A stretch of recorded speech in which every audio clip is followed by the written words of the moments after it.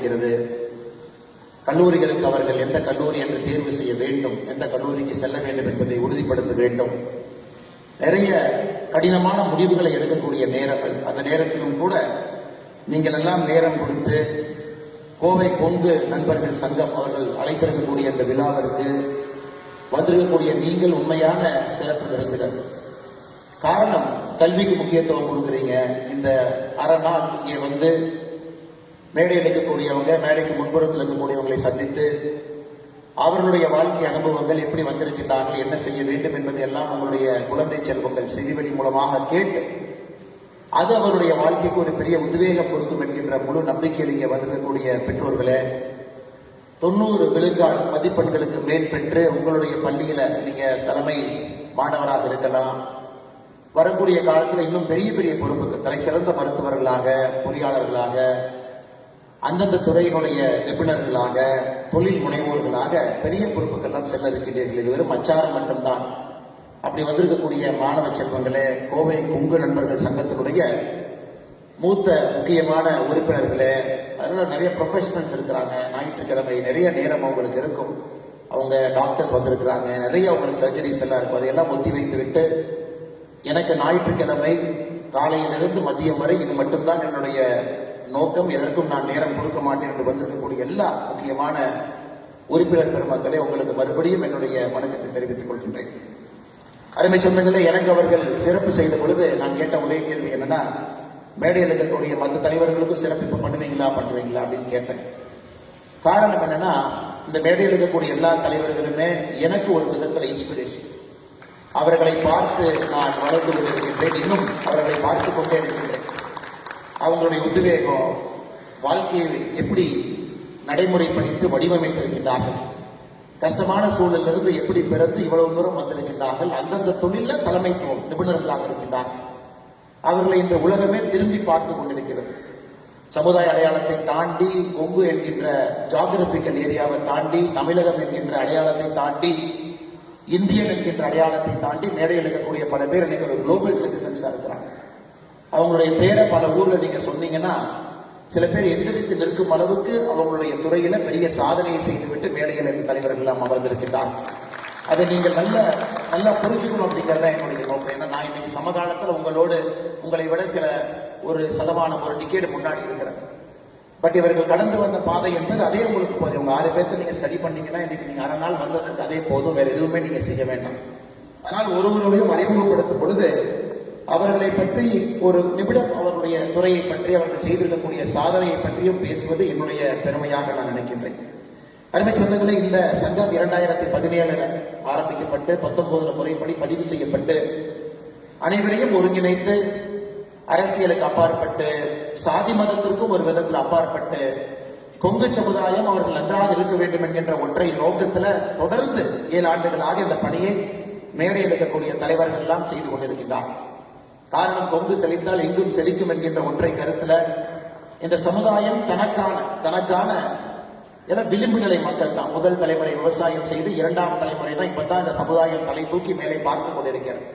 அந்த சமுதாயத்தை இன்னும் வேகமாக மேலே கொண்டு வர வேண்டும் என்கின்ற ஒற்றை கருத்துல, ஒற்றை நோக்கத்துல மேடையில் இருக்கக்கூடிய இந்த விழாவினுடைய தலைவராக இருக்கக்கூடிய அருமையன் டாக்டர் டி ராஜ்குமார் அவர்கள் ஒரு சிறந்த விவசாயி மட்டுமல்ல, அவருக்கு என்று சொந்தமாக ஒரு ரியல் எஸ்டேட் தொழில் மட்டுமல்ல, எனக்கு தெரிந்த இந்த பொறுப்புக்கு வந்த பிறகு அதிகப்படியான நேரம் இந்த சங்கத்துக்கு மட்டும்தான் கொடுக்கிறார்களோ தவிர குடும்பத்திற்கோ அவருடைய தொழிலுக்கோ கொடுக்கக்கூடிய நேரம் குறைவாகத்தான் இருக்கும். அவருக்கு உங்கள் சார்பாக என்னுடைய நெஞ்சார்ந்த நன்றிகளை, வணக்கத்தை தெரிவித்துக் கொள்கிறேன். யாரோ ஒருத்தர் நம்மளை லீட் பண்ணணும், அது அண்ணன் அவர்கள் செய்து கொண்டிருக்கிறார். மிக அற்புதமான ஒரு வரவேற்புரை நல்கிவிட்டு அமர்ந்திருக்கக்கூடிய செல்வம் ஏஜென்சிஸுடைய நிர்வாக இயக்குநராக இருக்கக்கூடிய ஐயா நந்தகுமார் அவர்கள் மிக நேர்த்தியான ஒரு மனிதர். தன்னுடைய வாழ்க்கையில அவரை பற்றியும் நீங்க ஆழமா பார்க்கணும். கோவை கொங்கு நண்பர்கள் சங்கத்தினுடைய துணைத் தலைவராக இருந்து நம்ம எல்லாம் வழிநடத்தி கொண்டிருக்கின்றார்கள். அண்ணன் அவர்களுக்கும் என்னுடைய நெஞ்சார்ந்த வாழ்த்துக்களை, வணக்கங்களை இந்த நேரத்தில் தெரிவித்துக் கொள்கின்றேன். மிக ஒரு சிறப்பான ஒரு உரை, 2 நிமிஷம் பேசினா கூட ஏன் இந்த நிகழ்வு, இதனுடைய பர்பஸ் என்ன, எதற்காக நாம் எல்லாம் ஒன்று சேர்ந்திருக்கின்றோம் என்பதை சொல்லிவிட்டு அமர்ந்திருக்கக்கூடிய வழக்கறிஞர் மட்டுமல்ல, சமச்சீர் வளர்ச்சிக்கான கூட்டமைப்பினுடைய நிர்வாக அலங்காளராக இருக்கக்கூடிய கோவை கொங்கு நண்பர்கள் சங்கத்தினுடைய இணைச்செயலர் ஐயா லோகநாதன் அவர்கள் மேடையில் மீது இருக்கின்றார்கள். அவருக்கும் என்னுடைய நெஞ்சார்ந்த வாழ்த்துக்களை, வணக்கங்களை இந்த நேரத்தில் உரித்தாக்கிக் கொள்கின்றேன். அருமை சொந்தங்களே, முன்னிலை வகித்துக் கொண்டிருக்கக்கூடிய ஐயா KR நாகராஜன் அவர்கள் நம் எல்லோரும் கூட அன்பாக ராமராஜ் காட்டன் என்ற ஒரு சாதாரண ஒரு வார்த்தையை அதற்கு பயன்படுத்தி சொல்லுகின்றோம். ஆனா ஒரு தனி மனிதன் இன்னைக்கு நான் உடுத்திருக்கக்கூடிய வேட்டி ராமராஜ் காட்டனுடைய வேட்டியை தான் எப்பவுமே நான் கட்டுறேங்க. எல்லோரும் அப்படித்தாங்க. நிறைய பேர் ஒரு வேட்டி கட்டுற ஒரு நிகழ்வு, அது இந்த பகுதியில நம்ம எல்லோரும் பயன்படுத்தக்கூடிய ஒரு நிகழ்வை பட்டி தொட்டி எல்லாம் உலகம் முழுவதும் எடுத்து சென்றிருக்கிறான்.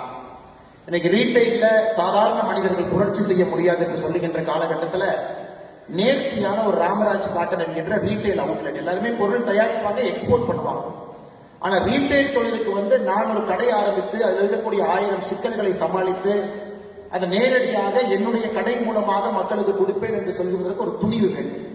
அதை எடுத்து மிகச் சிறப்பாக ரீட்டைலும் கொடி கட்டி பறந்து ஒரு நாளும் கூட ஒரு புதுமை, இந்த வேட்டி கட்டுவதில் ஒரு புதுமை. வெல்குரோ வேட்டி வரும், பாக்கெட் வேட்டி வரும், அதுல நிறைய புதுமையான விஷயங்களை புகுத்திக்கிட்டே வருவாங்க. எளிய மனிதர்கள் 300 ரூபாய் 400 ரூபாய்க்கு ஒரு வேட்டியை தீபாவளி அன்னைக்கு யார் வாங்கி கட்ட முடியும் என்றால் அதற்கும் ஒரு வேட்டி, 2000 ரூபாய்க்கு ஒரு வேட்டி, கல்யாண முகூர்த்தத்துக்கு ஒரு ரூபாய் கட்டணும்னா அதற்கும் ஒரு வேட்டி.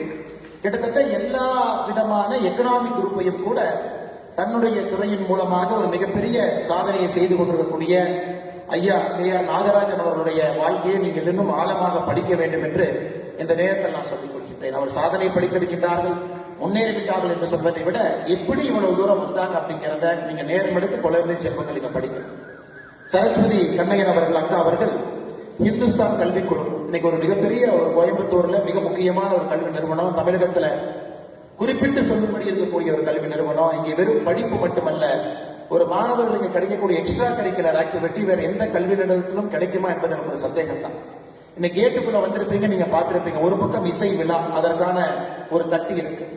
இன்னொரு பக்கம் ரோட்டரி சங்கம் நடத்தக்கூடிய சிலம்பம் விழா, அது பக்கம் ஒரு தட்டி இருக்கு.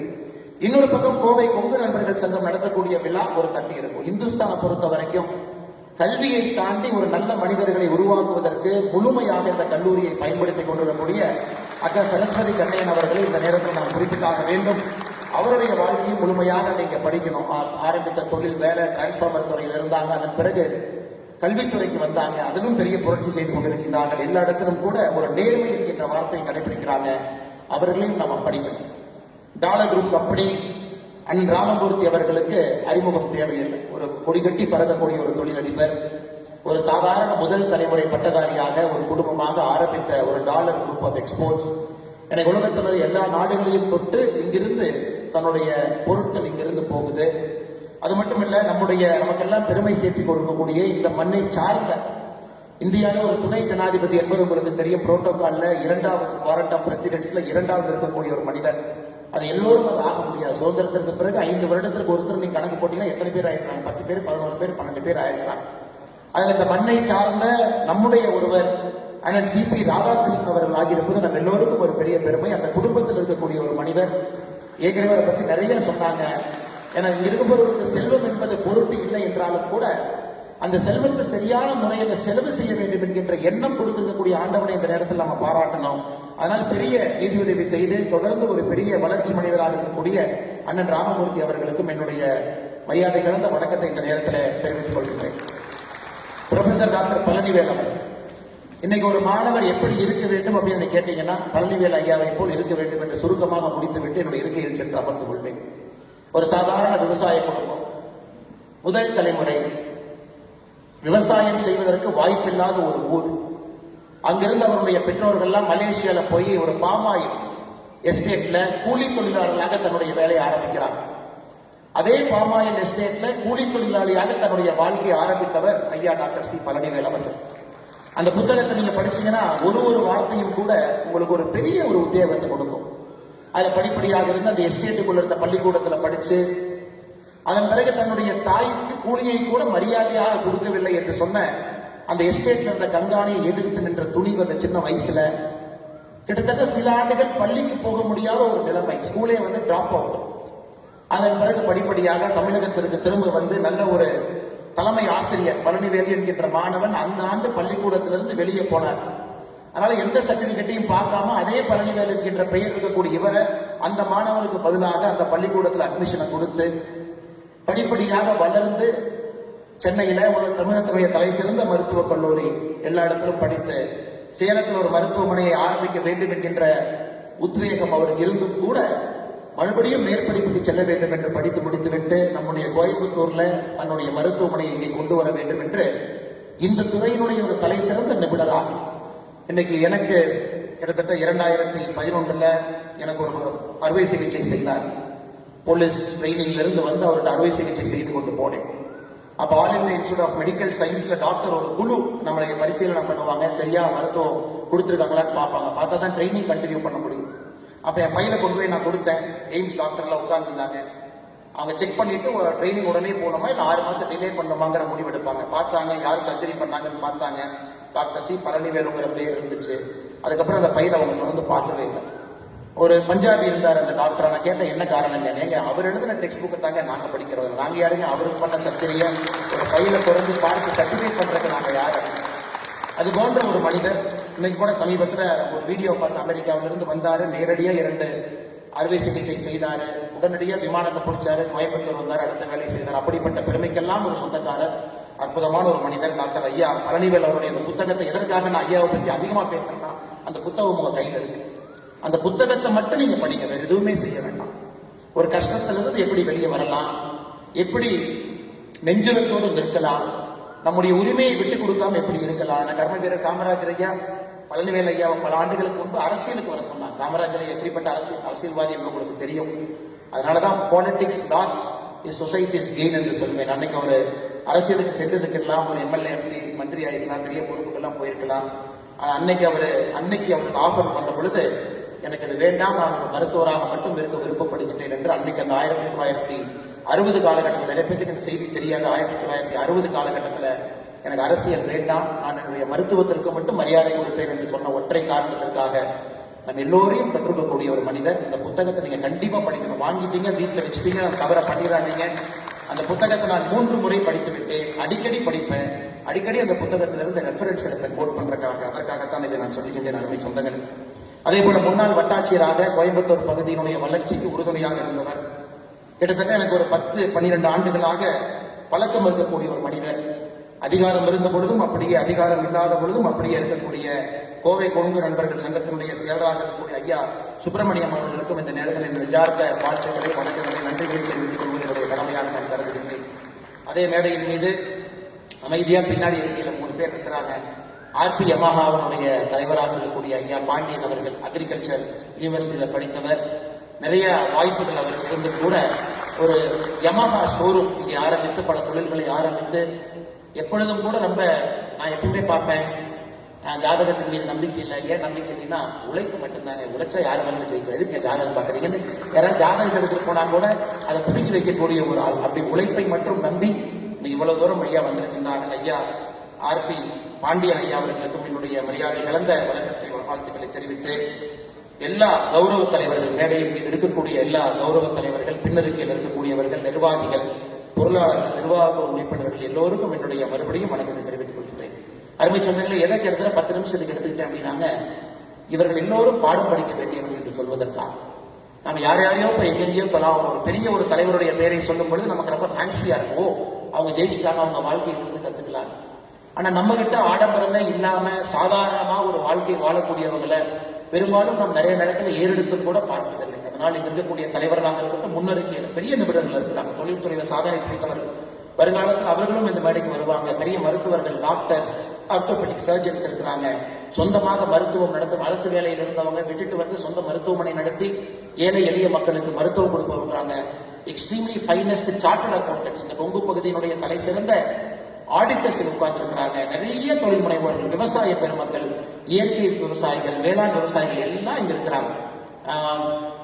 ரூட்ஸ் ஐயாவுடைய எப்பொழுதுமே நமக்கு தெரியும், ஐயா அவங்க பேசினாவே அந்த மோட்டிவேஷன் லெக்சர் எல்லாரும் உட்கார்ந்து மணிக்கணக்காக கேட்போம். ஐயா அவர்களும் வந்திருக்கின்றார்கள். அதனால் முன்னிருக்கையில் இருக்கக்கூடியவர்களும் பெரிய மனிதர்கள் இருக்கின்றார்கள். அவர்களுக்கும் என்னுடைய வணக்கத்தை, வாழ்த்துக்களை தெரிவித்து, அருமை சொந்தங்களே, உங்களுக்கு ஒரே ஒரு சின்ன உதாரணத்தை மட்டும் கொடுத்து என்னுடைய பேச்சை ஆரம்பிக்க வேண்டும் என்று நினைக்கின்றேன். காரணம், அந்த பருவத்தில் இருக்கிறீங்க, you are in an age where you can make a change. அந்த சேஞ்சுங்கிறது லாஸ்டிங் சேஞ்சா உங்களை தாண்டி நிற்கக்கூடிய ஒரு சேஞ்சை கொடுக்கக்கூடிய வயசுல நீங்க எல்லாம் உட்கார்ந்து இருக்கிறீங்க. மாணவ செல்வம், நீங்க உதாரணத்துக்கு இன்னைக்கு காலையில உங்க வீட்டுக்கு வெளியே இருக்கிறீங்க, ஒருத்தர் ஓடிட்டு போறாருன்னு வச்சுக்கோங்களேன். 2000 வச்சுக்கலாங்க, 20 வருஷம் பின்னாடி போயிடும். அதை ஓடிட்டு போறவர் நிறுத்தி அண்ணன் என்னென்ன பண்றீங்கன்னு கேட்குறீங்க. அவர் சொன்னார், தம்பி நான் சின்ன ஆள் தான், இப்ப ஒரு 4-5 கம்பெனி ஆரம்பிக்கலாம்னு இருக்கிறேன் அப்படிங்கிறார். நீங்க திரும்ப விட்டு கேட்குறீங்க, என்னென்ன கம்பெனி ஆரம்பிக்க போறீங்க? தம்பி பிரெயின்ல வந்து சிப்பு வைக்கக்கூடிய ஒரு கம்பெனி ஆரம்பிக்கலாம்னு பாக்குறேன் அப்படின்னா நீங்க அப்பயே பார்ப்பீங்க, என்ன பைத்தியக்காரனா இருப்பாரு, காலகாலத்தில் நம்ம கண் முன்னாடி மாட்டியிருக்காரு. சரி இருந்தும் பேசுவேன்னு சொல்லிட்டு சொல்லுங்க. நான் எல்லாருமே டிரைவர்லெஸ் கார் தங்கச்சி, எல்லாருமே டிரைவர்லெஸ் கார் தான் நம்ம உலகத்துல இப்ப இருந்து கொஞ்ச நாள் கழிச்சு ஓட்டணும், அந்த கம்பெனி ஆரம்பிக்கலாம்னு பாக்குறேன். அப்ப நீங்க கண்டிப்பா முடிவு பண்ணிடுவீங்க, கண்டிப்பா அவங்க ட்ரேட்மார்க் பைத்தியக்காரன் தான். ஏன்னா 2 விஷயத்த சொல்றாரு. அதோட நிக்கல, மறுபடியும் இன்னும் ஒரு படி முன்னாடி போறாரு. இல்ல இன்னும் ஒரு 10 வருஷம் 5 வருஷம் கழிச்சு எல்லா பக்கம் சோலார் அப்படிங்கறத அடிப்படையா கொண்டு வந்து இந்த எலக்ட்ரிசிட்டியினுடைய கன்சம்ஷன் பேட்டர்னே மாத்த போறாங்கிறார். அப்பவும் பாக்குறீங்க, என்னடா அவன் முழு பைத்தியக்காரனா இருக்கான், தொடர்ந்து பேசிட்டே இருக்கான். அப்புறம் மறுபடியும் இன்னும் அதோட நேரத்துல இன்னும் ஒரு படி முன்னாடி போறாரு. ரீயூசபிள் ஸ்பேஸ் வெஹிக்கிள் மேல லான்ச் பண்ணலாம்னு பாக்குறேன். அதாவது கீழ இருந்து மேல செல்லக்கூடிய ஒரு ஸ்பேஸ் வெஹிக்கிள், அது போய் சேட்டலைட் ஆர்பிட்டை விட்டுட்டு மறுபடியும் கீழே வந்து அதை நம்ம எடுத்து ரீயூஸ் பண்ணலாம் அப்படிங்கிறார். அப்ப முடிவு பண்ணிருக்கீங்க, ஓ எனக்கு கன்ஃபார்மா பைத்தியக்காரன் தான். அடுத்து இன்னும் ஒரு படி போறாரு, இல்ல நான் ஆர்டிபிஷியல் இன்டெலிஜென்ஸ் நிறுவனமும் ஒன்று ஆரம்பிக்கலான்னு பாக்குறேன், அது நம்முடைய வாழ்க்கையை மாற்றக்கூடிய ஒரு நிறுவனத்தை ஆரம்பிக்கிறேன். 2000 ஆண்டு இந்த மாதிரி ஒரு மனுஷங்க முன்னாடி சொல்றாருன்னா அவருக்கு இந்த உலகம் பைத்தியக்காரன் என்கின்ற முத்திரையை குத்தி இருக்கும், அது எந்த மாற்று கருத்தும் இல்லை. ஆனா இன்னைக்கு அதே மனிதனை திரும்பி பார்த்தீங்கன்னா எலன் மஸ்க் என்கின்ற பெயர், நியூரோ லேப் என்கின்ற ஒரு பெரிய கம்பெனி இன்னைக்கு பிரெயின்குள்ள சிப் வைக்க ஆரம்பிச்சிட்டாங்க, to control your brain waves, அது ஒரு நிறுவனம். XAI என்கின்ற பேர்ல ஆர்டிபிஷியல் இன்டெலிஜென்ஸ், OpenAI அவர் தான் ஆரம்பிச்சாரு. டெஸ்லா கம்பெனி நடத்துறாரு, ஸ்பேஸ் எக்ஸ் என்கின்ற நிறுவனத்தை நடத்துறாரு. எதற்காக இதை நான் சொல்லி ஆரம்பிக்கிறேன்னாங்க, ஒரு ஐடியா எப்பொழுதுமே நீங்க சொல்லும் பொழுது அஹெட் ஆஃப் டைம் இருக்கும் பொழுது உங்களை யாரும் நம்ப மாட்டாங்க.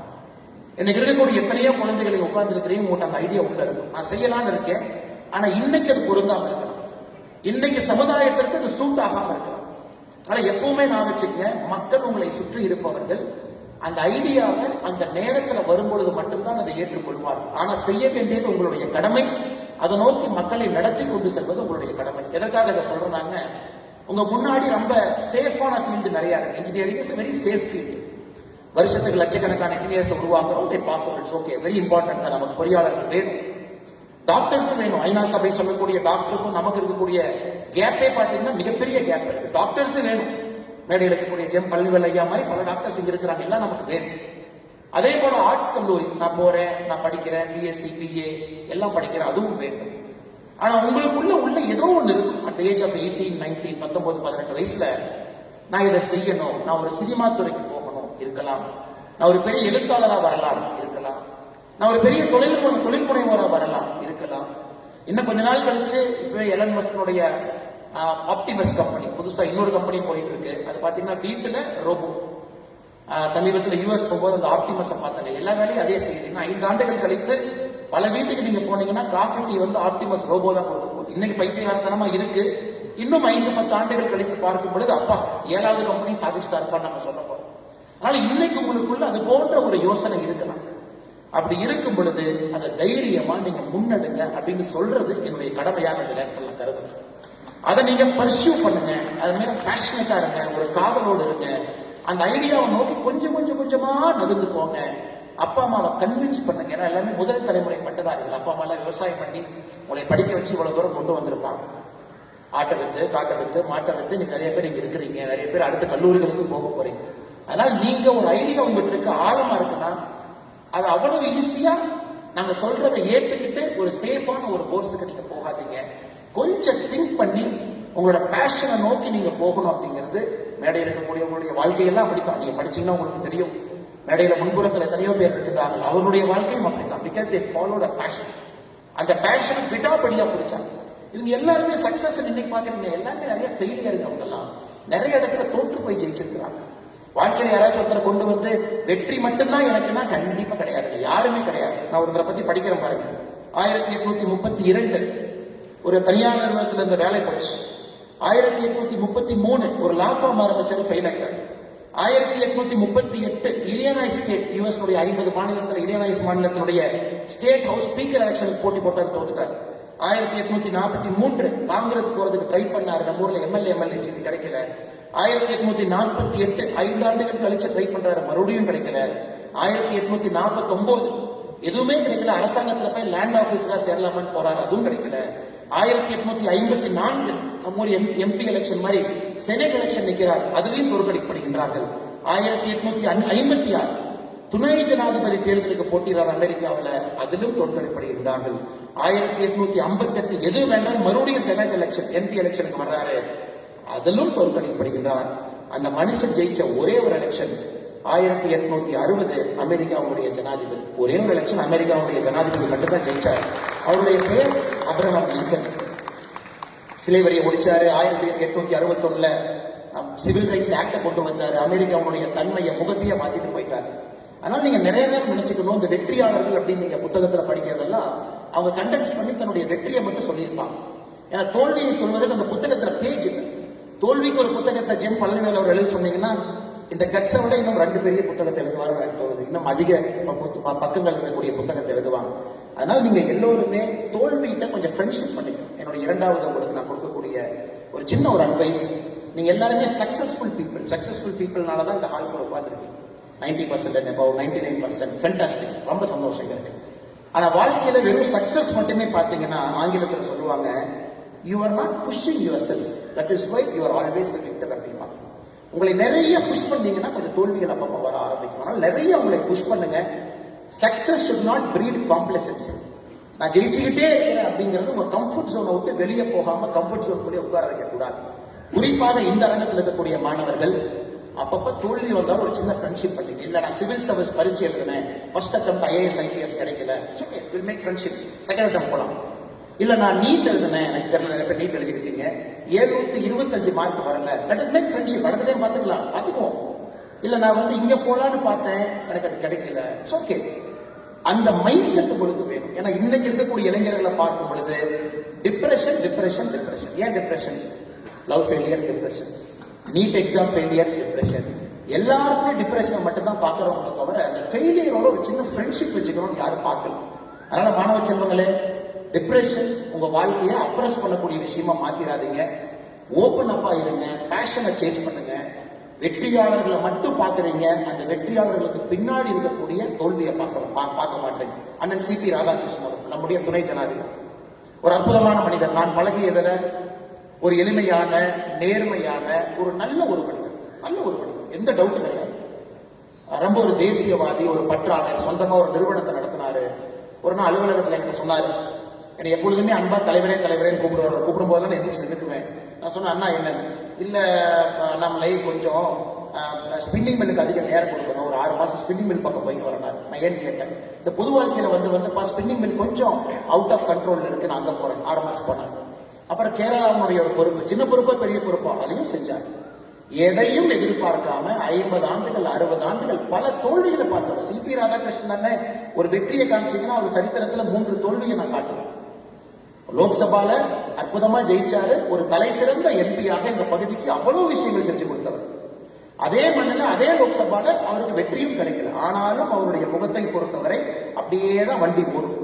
இன்னைக்கு எவ்வளவு பெரிய பொறுப்பு, இந்த நாட்டினுடைய துணை ஜனாதிபதி என்கின்ற உயரிய பொறுப்பு. அவர் வெற்றி மட்டும் பண்ணலாம் அவர் கிடைச்சதுக்கா இல்ல, CPR தொட்டதெல்லாம் வெற்றி, தொடர்ந்து 50 வெற்றி, அதனால துணை இல்ல. அந்த மனிதனுடைய கேரக்டருக்காக, அந்த மனிதனுடைய நெஞ்சுரத்துக்காக, அந்த மனிதனுடைய நேர்மைக்காக நம்முடைய பிரதமர் ஐயா மோடி அவர்கள் நேரா கூட்ட நீங்க துணை ஜனாதிபதியா பொறுப்பெடுத்து மக்களுக்கு சேவை பண்ணுங்க, நாட்டினுடைய 2வது பெரிய குடிமகனாக நீங்க இருங்க. அதனால யாரை நீங்க எடுத்தாலும் தோல்விகள் அவங்களுக்கு சாதாரணம், சகஜம். தோல்வியோடவே வாழ்ந்தவர். சரஸ்வதி அக்காவோட லைஃப் ஹிஸ்டரிக்கெல்லாம் நான் போகவே இல்லை. நிறைய தோல்விகளை பார்த்து விட்டு இங்க அமர்ந்திருக்கிறாங்க.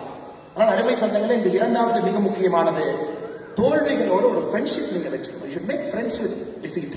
அது இல்லைன்னா நீங்க டிப்ரெஷனுக்குள்ள போயிருவீங்க, நீங்க திரும்ப எய்மே பண்ண மாட்டீங்க, திரும்ப அச்சீவ் பண்றதுக்கு போக மாட்டீங்க. அதுவும் என்னுடைய அன்பான வேண்டுகோளாக நீங்க எடுத்துக்கொள்ள வேண்டும். நேற்று நீங்க பார்த்திருப்பீங்க, ஜூலை 18, 2026 பிரதமர் பேசினாங்க. ஸ்டேஜ்ல பாத்தீங்கன்னா ISRO சேர்மன் நாராயண சார் இருக்கிறாங்க. ஒரு 2 சின்ன பசங்க மாதிரி 2 பேர் இருந்தாங்க. டிவி பாத்தீங்களான்னு தெரியல. அந்த ஒரு சின்ன தம்பி வந்து போன்ல பிரதமர்கிட்ட பேசுறாரு, லவுட் ஸ்பீக்கர் போட்டு மைக்ல நாம எல்லாம் கேட்கிறோம். நேற்று என்ன சரித்திரம், இந்தியாவுடைய சரித்திரம் நேற்று எப்படி மாற்றி எழுதப்பட்டது? நேற்று இந்தியாவுடைய சரித்திரம் எப்படி மாற்றி எழுதப்பட்டதுன்னா, 2 பசங்க, பவன்குமார் சந்தனா, நாகா பாரத் தாக்கா, ஹைதராபாத்ல இருக்கக்கூடிய ஒரு நிறுவனம் ஸ்கை ரூட் ஏரோஸ்பேஸ், இந்தியாவுடைய ஃபர்ஸ்ட் இந்தியாவில் உருவாக்கிய ஒரு பிரைவேட் ஸ்பேஸ் ஷிப்பை நேற்று நாம லான்ச் பண்ணியிருக்கிறோம். கவர்மெண்ட்டுக்கு அதுக்கு சம்பந்தம் இல்லைங்க. லான்ச் பேட் மட்டும்தான் ஐஎஸ்ஆர்ஓ, லான்ச் பேட் மட்டும்தான் ஸ்ரீஹரிகோட்டா. ஐஎஸ்ஆர்ஓ ஒரு மைனர் ஃபண்டிங் அந்த கம்பெனி கொடுத்தாங்க. அந்த 2 பசங்களும் ஐஎஸ்ஆர்ஓல இன்ஜினியரா இருந்தாங்க. 8 ஆண்டுகளுக்கு முன்பு ஐஎஸ்ஆர்ஓல இருந்து வெளியே போய் ஏன் நம்ம சொந்தமா ஒரு கம்பெனி ஆரம்பிக்க கூடாது, 2000 எப்படி எலன் மஸ்க் நான் சொந்தமா ஒரு கம்பெனி ஆரம்பிப்பேன், ஸ்பேஸ் எக்ஸ் மாதிரி ஆரம்பிப்பேன்னு சொன்னவங்களை 2016 இந்த 2 பசங்களும் அதை ஆரம்பித்து படிப்படியா இவங்களே போய் 4 பேருக்கு அந்த ஐடியாவை கொடுத்து பணம் வாங்கி பிரைவேட் ஸ்பேஸ் ஷிப்பை பில்ட் பண்ணி, இந்தியாவை பொறுத்த வரைக்கும் பாத்தீங்கன்னா பிஎஸ்எல்வி ஜிஎஸ்எல்வி இருக்கும், இவங்களே பிரைவேட்டா பில்ட் பண்ணி அதுக்குள்ள 4 பிரைவேட் காரங்களோட சேட்டலைட்டை லோட் பண்ணி நேற்று ஸ்ரீஹரிகோட்டால வந்து லான்ச் பண்ணி சக்சஸ் ஆச்சு. அதற்கு பிரதமர் கூப்பிட்டு பாராட்டுறாரு. அந்த 2 பசங்களுக்கும் மேடையில் மீது இந்த நாட்டினுடைய பிரதமருடைய வார்த்தை பாருங்க, இந்த நாட்டினுடைய ஸ்பேஸ் எக்ஸ்ப்ளோரேஷனை பொறுத்த வரைக்கும் விண்வெளிக்கு செல்வதை பொறுத்தவரை இது ஒரு மைல்கல்ங்கிற வார்த்தையை பிரதமர் பயன்படுத்துறாங்க. ஏன்னா கிட்டத்தட்ட 46 ஆண்டுகளுக்கு முன்பு 2026 46 ஆண்டு முன்னாடி போட்டீங்கன்னா 1980 இதே தேதி ஜூலை 18 தான் நம்முடைய ஃபர்ஸ்ட் ராக்கெட் SLV-3 ஸ்ரீஹரிகோட்டால இருந்து இந்தியன் ராக்கெட் வெற்றிகரமா சோதனையை தாண்டி மேல போச்சு. 46 ஆண்டுகளுக்கு முன்பு அரசு செஞ்சிச்சு. 46 ஆண்டுகள் கழிச்சு 2 பிரைவேட் சிட்டிசன்ஸ் பண்ணிருக்கோம். அப்ப எவ்வளவு தெரிஞ்சிருக்கும், மெட்டீரியல் சயின்ஸ் இன்ஜினியரிங் தெரிஞ்சிருக்கணும், ஏரோடைனமிக்ஸ் ஹைட்ரோடைனமிக்ஸ் இவ்வளவு விஷயங்கள் தெரிஞ்சிருக்கணும், பார்ட்டிகல் பிசிக்ஸ் தெரிஞ்சிருக்கணும். அது எல்லாம் அரசு கிட்ட இருக்கும். ஏன்னா 1000 இன்ஜினியர்ஸ் இருப்பாங்க ஐஎஸ்ஆர்ஓல, ஒருத்தரும் ஒரு வேலையை செய்வாங்க, கம்பைன் பண்ணி செய்யலாம். ஆனா 2 பசங்க 8 வருஷத்துல ஒரு நிறுவனத்தை ஆரம்பித்து இவ்வளவு விஷயங்களை சரி செய்து சக்சஸ்ஃபுல்லா லான்ச் பண்ணிருக்காங்க. சாதாரண நிகழ்வு. அதுவும் உங்களுக்கு ஒரு பாடம். ஒருவர் செய்ய முடியவில்லை என்றால் இதுவரை யாரும் செய்யலின்னு அர்த்தம் கிடையாது, யாரும் முயற்சி செய்யலின்னு அர்த்தம். சோ இந்தியால இந்த பசங்க முயற்சி பண்ணாங்க. நேற்று ஜூலை 18 2026 சொந்தமாக தனியார் நிறுவனம் ஒரு ஆனா ஃபர்ஸ்ட் லான்ச் பண்ண சக்சஸா 1979 ஆகஸ்ட் 10 அந்த ஃபர்ஸ்ட் சக்சஸ்க்கு முன்னாடி ஒரு வருஷம் முன்னாடி போனீங்கன்னா SLV-3 கிளம்பிச்சு. எல்லாரும் உட்கார்ந்து பார்த்தா அதான் இந்தியாவோட ஃபர்ஸ்ட் ராக்கெட். எல்லாரும் உட்கார்ந்து பார்த்தோம். 317 செகண்ட் தாண்டி ராக்கெட் என்ன வேகத்துல மேல போச்சோ அதே வேகத்துல கீழே வந்துருச்சு. அது ஃபெயிலியர். அப்ப ப்ரொஃபசர் சதீஷ் தவன் ஏபிஜே அப்துல் கலாம் ஐயா மிஷன் ஹெட்டா இருக்கிறாங்க. பத்திரிகை நண்பர்கள் கேட்கிறாங்க, என்னங்க சுதந்திரம் கிடைச்சு இத்தனை வருஷம் ஆச்சு, 1979 இன்னும் பிரிட்டிஷ்காரன் சொல்றீங்களா, 32 வருஷம் ஆச்சு சுதந்திரம் கிடைச்சு, ஏன் ஃபெயிலியர்? சதீஷ் தவன் கலாம் அவர்கள் புத்தகத்தில் எழுதுறாங்க, எனக்கு லைட்டா அப்படியே ஒரு சின்ன பயம். ஏன்னா நான் தான் மிஷன் ஹெட், அப்ப நான் தான் பொறுப்பேற்றுக்கணும். அப்ப ஐஎஸ்ஓ தலைவராக இருக்கக்கூடிய சதீஷ் தவன் அவர் கை நீட்டி சொல்றாரு, இவங்க இல்லைங்க, நான் தான் பொறுப்பு, நான் தான் ஐஎஸ்ஆர்ஓடைய தலைவர், அடுத்தது நான் சக்சஸ் பண்ணி காட்டுறேன். கலாம் ஐயாவை பேசவே இல்லை, ப்ரொடெக்ட் பண்றாரு. அதே கலாம் தன்னுடைய புத்தகத்தில் எழுதுறாரு. நம்ம இந்த ஃபெயிலியரை பார்க்க பொழுதெல்லாம் நம்ம மேல ஒரு மென்டார் இருக்கும் பொழுது வாழ்க்கை ரொம்ப சுவையாக இருக்கும் அப்படிங்கிறார். அதனால உங்களுக்கு 3வது உங்களுக்கு ஒரு மென்டார் நீங்க வச்சுக்கணும்.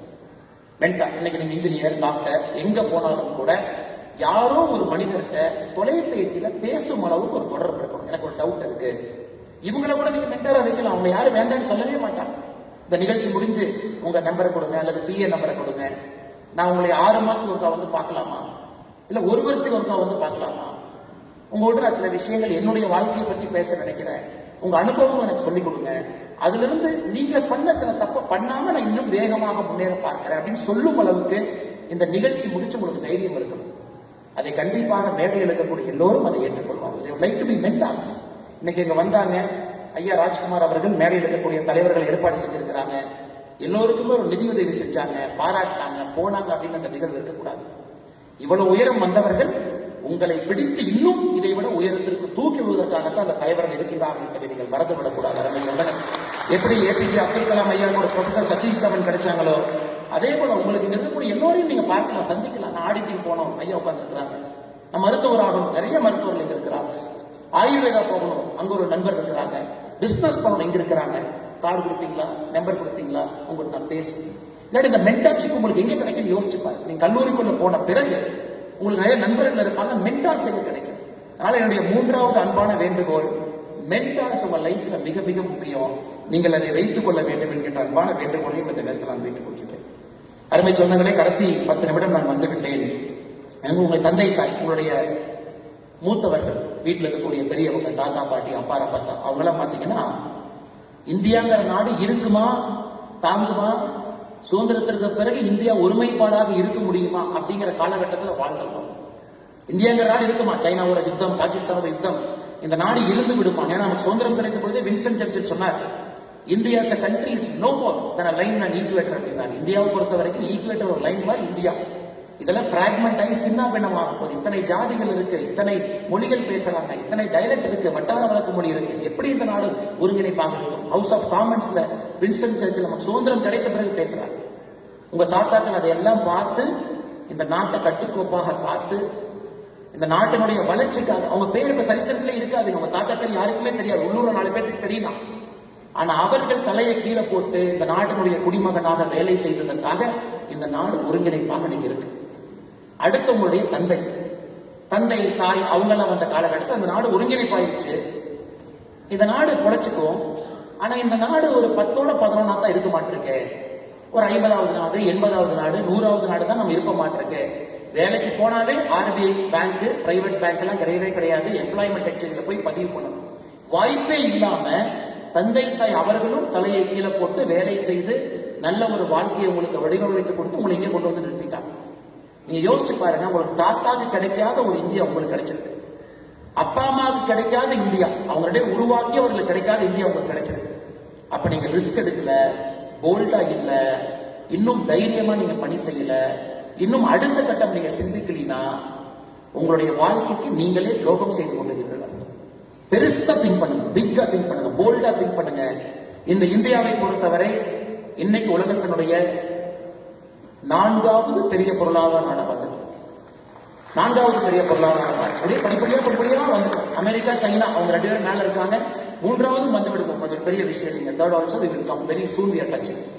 ஜெர்மனி, ஜப்பான் 2 பேர் தான் 3-4 மாத்தி இருப்பாங்க. அதையும் ஓவர்டேக் பண்ணிட்டோம். சோ நீங்க காலேஜ் முடிக்கிறதுக்குள்ள, நீங்க மருத்துவராக இருந்தா 5 வருஷம், இன்ஜினியரிங்கா இருந்தா 4 வருஷம் முடிப்பதற்குள்ள உலகத்தினுடைய 3வது நாடாக வந்து விடுவோம். அமெரிக்கா இருக்கும், சைனா இருக்கும், இந்தியா இருக்கும். 3வது வந்துருக்கும். தாத்தா காலத்துல உலகத்துல 60வது 65வது இருந்துச்சு. அப்பா காலத்துல 30ல இருந்து 12க்கு வந்துச்சு. கடந்த 10 ஆண்டுகள்ல 12ல இருந்து 4க்கு வந்துட்டோம். அதனால நீங்க பெருசா திங்க் பண்ணாம அரைச்சமாவை தயவு செஞ்சு அரைக்காம புதுசா யோசிச்சு அதை இன்னும் சிறப்பா செய்து, டாக்டர்னா சாதாரண டாக்டர் இல்ல, நிபுணர் அப்படிங்கிற பேர். இன்ஜினியர்னா சாதாரண இன்ஜினியர் இல்ல, நிபுணர்ங்கிற பேர். நான் ப்ரொஃபஸரா போறேன், சாதாரண ப்ரொஃபஸர் இல்ல, நோபல் லாரேட் வரும் அளவுக்கு ரிசர்ச் செய்யக்கூடிய ப்ரொஃபஸர். ஒரு நிறுவனம் ஆரம்பிக்கிறேன், சாதாரண நிறுவனம் இல்ல, ராமராஜ் காட்டனை விட 10 மடங்கு வளரக்கூடிய நிறுவனம் அப்படின்னு வச்சாக்கா அவங்களுக்கு சந்தோஷம். நீங்க வந்து நான் இன்னொரு ராமராஜ் காட்டனை உருவாக்க போறேன்னா, அவர் எதுவுமே இல்லாத காலத்துல ராமராஜ் காட்டனை உருவாக்கி நம்ம முன்பு உட்கார்ந்துருக்கிறார். ஆனா எனக்கு எல்லாம் இருக்கக்கூடிய காலத்துல நான் இன்னொரு ராமராஜ் காட்டன் என்று சொல்வதை விட அதை விட 10 மடங்கு வருவேன் என்று சொன்னால்தான் இங்க இருப்பவங்களும் பெருமை அடைவாங்க. அதனால மாணவ செல்வங்களே, பெரிய மனிதர்களாக, ஆற்றல் மிக்க தலைவர்களாக, முன்னோடிகளாக நீங்கள் வர வேண்டும். கொஞ்சம் ரிஸ்க் எடுங்க, ஃபெயிலியரை கொஞ்சம் பார்த்து ஃப்ரெண்ட்ஷிப் பண்ணிக்கங்க, மென்டார் வச்சுக்கங்க, பெருசா திங்க் பண்ணுங்க. எந்த துறை எடுத்தாலும் கூட காலேஜ்ல அப்ப முக்கியமே கிடையாது. அதான் ஒரு காலம் 1980 IIT அவங்க தான், IIM அவங்க தான். இப்பெல்லாம் முக்கியமே கிடையாதுங்க. எல்லா காலேஜ்ல எல்லா ஃபெசிலிட்டி எல்லா இடத்துல இருக்கு. இன்னைக்கு இந்துஸ்தான் காலேஜ் தமிழகத்துல தலை சிறந்த கல்லூரி. உள்ள போனா இவங்களும் ஜேஸ்டார் வச்சிருப்பாங்க. லைப்ரரியில ஜேஸ்டார்ங்கிறது வேர்ல்டுல இருக்கக்கூடிய எல்லா ரிசர்ச் ஆர்டிகளும் போட்டிருக்கக்கூடிய ஒரு அகாடமியா டேட்டா பேஸ். இவங்களும் ஜேஸ்டார். இன்னைக்கு ஒரு சாதாரண ஒரு அரசு கல்லூரிக்கு போறீங்க, நீங்க வசதி இல்லை, அவங்ககிட்டையும் ஜேஸ்டார். அதனால சில பேருக்கு நீங்கள் எதிர்பார்த்த கல்லூரி கிடைக்கல அப்படிங்கறதுக்காக ஐயோ நம்ம எதிர்பார்த்தது நடக்கலையே, என்ன பண்ணலாம்? அந்த கல்லூரியில் இருக்கக்கூடிய வசதிகளை பயன்படுத்தி அதுல இருந்து நீங்க மேல வரணுங்கிறது என்னுடைய ஆசை. அதனால எனக்கு IIT கிடைக்கல, IIM கிடைக்கல, IAS கிடைக்கல, வேண்டாம், கிடைக்காது பரவாயில்லைங்க. அதை விட 10 மடங்கு மேல போடுவதற்கான வாய்ப்பு உங்க கையில் இருக்கு. அதையும் மனம் தளராம நீங்கள் அதை எடுத்து செய்ய வேண்டும் என்று சொல்லி, இங்க இருக்கக்கூடிய உங்களுடைய தந்தை தாய்க்கு நிச்சயமாக நான் தலை வணங்கி ஆக வேண்டும். காரணம், உங்களை பார்க்கும் பொழுதே கிட்டத்தட்ட நானும் இதே போல ஒரு அரங்கத்துல எத்தனையோ ஆண்டுகளுக்கு முன்பு எங்கேயும் அமர்ந்திருந்த போல ஒரு ஞாபகம் எனக்கு வருது. அப்ப அப்பா அம்மா எவ்வளவு கஷ்டப்பட்டு உங்களை கொண்டு வந்து உட்கார வச்சிருப்பாங்க. அதை எப்பவுமே மறந்து விடாதீர்கள். எவ்வளவு பெரிய உயரத்துக்கு நீங்க போனாலும், என்ன செய்தாலும், சமுதாயம் உங்களை நல்லவர் என்று பாராட்டினாலும் தூட்டினாலும், எப்படிப்பட்ட நிலைமை இருந்தாலும், உங்களுக்கு இருக்கக்கூடிய ஒரே ஒரு ஃபைனல் சொத்து உங்கள் குடும்பம் என்பதை மறந்து விடாது. இது ஃபைனல் சொத்து. இந்த சொத்து எப்பவுமே கிடையாது, அப்படியே கெட்டியா தங்க கட்டி மாதிரி என்னவோ உங்களால கிடையாது. அதனால அப்பா அம்மா கூட எப்பவுமே இருங்க, மரியாதையாக அவர்களோடு இருங்கள். சமுதாயத்தின் மீது ஒரு பெரிய பற்றோடு இருங்கள். ஐயா சொன்னாங்க, எந்த ஒரு சமுதாயத்தையும் இகழ வேண்டிய அவசியம் கிடையாது. நம்ம சமுதாயத்தினுடைய பெருமைகளை நாம் காப்பாற்ற வேண்டிய பொறுப்பு உங்களுக்கு இருக்கு. இதெல்லாம் வந்து உங்க கையில கொடுத்துட்டாங்க, அந்த பொறுப்பையும் எடுத்துச் செல்ல வேண்டிய கடமை உங்களுக்கு இருக்கு. அதனால் நல்ல மனிதர்களாக, ஆற்றல் மிக்கவர்களாக நீங்கள் வர வேண்டும். எங்களுடைய மனிதர்களுடைய வாழ்க்கையை நீங்கள் படிக்க வேண்டும். முன்னிறுத்தி இருக்கக்கூடிய மனிதர்களுடைய வாழ்க்கையும் படிக்க வேண்டும் என்று சொல்லி நல்ல வாய்ப்பு கொடுத்த அண்ணன் ராஜ்குமார் அவர்கள் தலைமையில் இருக்கக்கூடிய கோவை பொங்கு நண்பர்களுடைய எல்லாம் அனந்தகுமார் ஐயா அவர்களுக்கு, லோகநாதன் ஐயா அவர்களுக்கு எல்லோருக்கும் என்னுடைய நன்றி இழந்த வாழ்த்துக்களை, வணக்கங்களை தெரிவித்து என்னுடைய உரையை முடித்துக் கொள்கின்றேன். நன்றி, வணக்கம். தமிழகம் வாழ்க, பாரதம் வளர்க. ஒரு பகுதியில் ஒரு 100 கிலோமீட்டர்